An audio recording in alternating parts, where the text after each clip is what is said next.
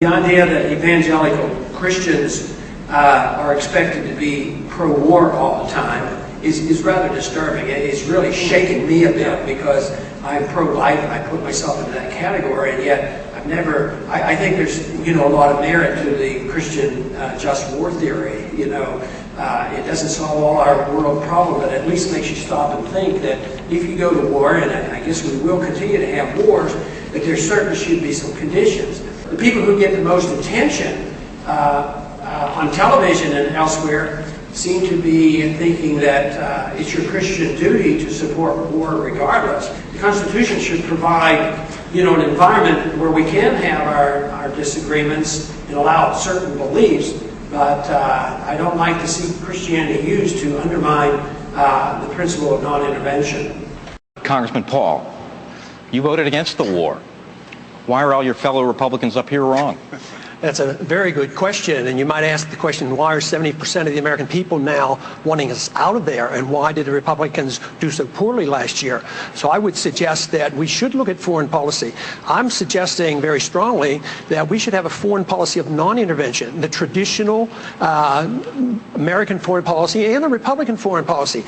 Throughout the 20th century, the Republican Party benefited from a non-interventionist foreign policy. Think of how Eisenhower came in to stop the Korean War. Think of how Nixon was elected to stop the mess in Vietnam. How did we win the election in the year 2000? We talked about a humble foreign policy, no nation building, don't police the world. That is a conservative, it's a Republican, it's a pro-American, it follows the Founding Fathers, and besides, it follows the Constitution. I tried very hard to solve this problem before we went to war by saying, declare war if you want to go to war, fight it and win it, but don't get into it for political reasons or to enforce UN resolutions or pretend the Iraqis were a national threat to us. The people who are looking for leadership in this country today are dealing with the complications from a very, very flawed foreign policy.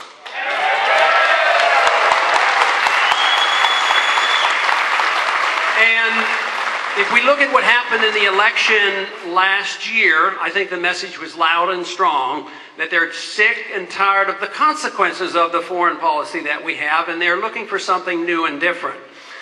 And, quite frankly, anybody on the Democratic side that really has answered the call to come around and have a different foreign policy, because it looks to me like it's more of the same thing. So you believe the United States should have a limited role in the world, especially in terms of projecting military force. So if Kim Jong-il rolled south into South Korea today, should the United States intervene?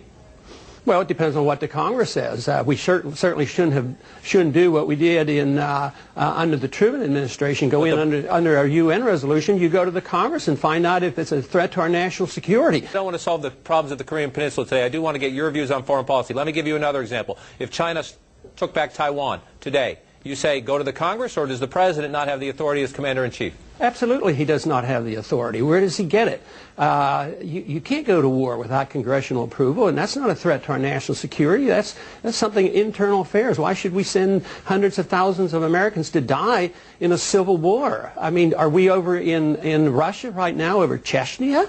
I mean, it wouldn't make any sense. Did we go to war over Hong Kong? We should follow the Constitution and the advice of the founders. Don't go looking for dragons to slay. I mean, why should we go and provoke and look for trouble? We should talk to people, negotiate, be diplomatic, and trade with people. We do much better trading with Vietnam than we did with fighting with them, and we lost 60,000 men there. It makes so much common sense, and it's so appealing to the majority of Americans. Let me tell you, I really believe that. I believe that when we overdo our military aggressiveness, what it does, it actually weakens our national defense. I mean, we stood up to the Soviets. They had 40,000 nuclear weapons. Now we're fretting day in and day night about third world countries that have no army, navy, or air force, and we're getting ready to go to war. But the principle, the moral principle, is that of defending liberty and minimizing the scope of government.